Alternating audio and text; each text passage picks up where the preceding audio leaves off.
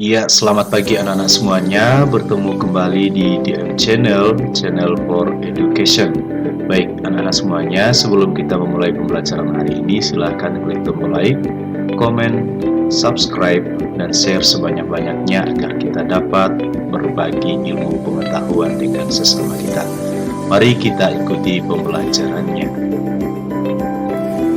Anak-anak semuanya, hari ini kita akan melanjutkan lagi pembelajaran kita di tema 8, daerah tempat tinggalku, dengan muatan pelajaran seni budaya dan prakarya pada kompetensi dasar 3.1 di subtema yang ketiga. Oleh karena itu anak-anak semuanya, sebelum kita membahas materi pembelajaran kita hari ini, di awal panitia akan menyampaikan tujuan pembelajaran kita. Anak-anak diharapkan mampu memahami, mengidentifikasi, dan membuat karya seni 3 dimensi. Maka ada 3 materi pembelajaran kita hari ini. Yang pertama, seni rupa 3 dimensi, kemudian alat dan bahan menggambar objek 3 dimensi. Lalu yang ketiga ada teknik menggambar objek 3 dimensi. Ketiga materi ini akan kita dalami bersama-sama pada pembelajaran kita hari ini. Seni rupa 3 dimensi. Anak-anak semuanya, pernahkah kalian melihat Candi Borobudur yang terdapat di Magelang atau Candi Prambanan yang terdapat di Yogyakarta? Pak Didi percaya anak-anak pasti pernah melihatnya atau pernah mengunjunginya. Candi-candi tersebut merupakan salah satu contoh karya seni 3 dimensi. Nah, tidak hanya candi, tetapi juga ada patung-patung yang diciptakan oleh seniman-seniman yang sering anak-anak jumpai. Benda karya seni rupa 3 dimensi terbentuk dari perpaduan unsur seni yang dapat dilihat dari segala arah, dapat diraba, bahkan dapat kita masuki. Misalnya ada candi, atau di Jakarta ada Tugu Monas, dan kita di daerah kita masing-masing sering ada gapura. Maka seni rupa 3 dimensi merupakan karya seni yang memiliki sisi panjang, lebar, tinggi, dan volume agar bisa dinikmati dari segala arah. Jadi, karya seni 3 dimensi adalah karya seni yang memiliki ruang. Lalu apa contohnya? Contohnya misalnya ada bangunan bersejarah, ada patung, ada relief, ada arca, guci, boneka, vas bunga, dan juga ada topeng. Tentu masih banyak sekali contoh karya-karya seni 3 dimensi.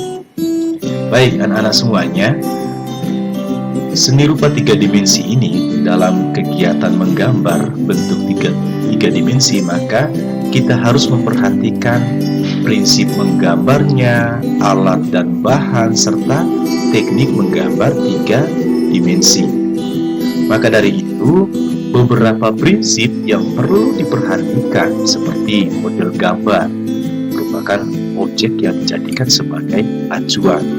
Kemudian ada proporsi sebagai susunan tiap bagian yang seimbang.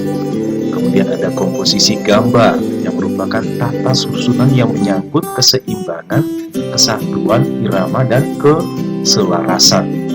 Lalu ada perspektif dan gelap terangnya gambar tersebut. Beberapa prinsip yang perlu diperhatikan seperti model gambar itu kita jadikan sebagai acuan. Nah, inilah prinsip-prinsip yang harus kita perhatikan secara bersama-sama ketika kita menggambar objek 3 dimensi. Lalu alat dan bahan apa saja yang harus kita gunakan? Nah, perlu kita ketahui bersama bahwa alat dan bahan merupakan bagian yang sangat penting dalam menggambar objek 3 dimensi, sehingga dapat menghasilkan karya seni rupa yang memiliki nilai seni yang tinggi. Nah, alat dan bahan menggambar bentuk dapat dibedakan berdasarkan penggunaan media. yaitu ada media kering dan juga media basah. Pada media kering, peralatan ini digunakan pada bidang gambar dengan media warna dalam keadaan kering.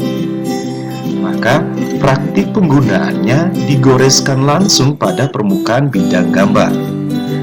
Lalu peralatan tersebut antara lain pensil, misalnya ada krayon, kemudian ada spidol, dan juga ada drawing pad. Kemudian media basah. Nah, biasanya peralatan ini digunakan pada bidang gambar dengan media warna dalam keadaan basah. Bahan warnanya biasanya tersimpan dalam bentuk botol atau kaleng. Nah, maka peralatan tersebut antara lain cat air misalnya, cat poster, tinta, dan juga cat minyak. Nah, ini adalah dua alat atau bahan yang kita perlukan dalam membuat gambar 3 dimensi. Kemudian yang terakhir pembahasan kita juga berkaitan dengan teknik menggambar objek 3 dimensi. Teknik-teknik yang biasa digunakan dalam menggambar bentuk antara lain ada teknik arsir yang pertama, yaitu teknik arsir ini dibuat dengan cara menorehkan pensil, spidol, tinta, atau alat lain berupa garis-garis berulang yang menimbulkan kesan gelap terang, gradasi, atau kesan dimensi. Kemudian teknik sapuan basah. Nah, teknik sapuan basah dapat menggunakan bahan dengan campuran air di atas kertas atau kain atau bidang lainnya. Jadi, bila menggunakan bidang gambar berupa kertas, maka dapat menggunakan cat air atau cat poster atau tinta. Lalu, teknik yang ketiga adalah teknik dusel.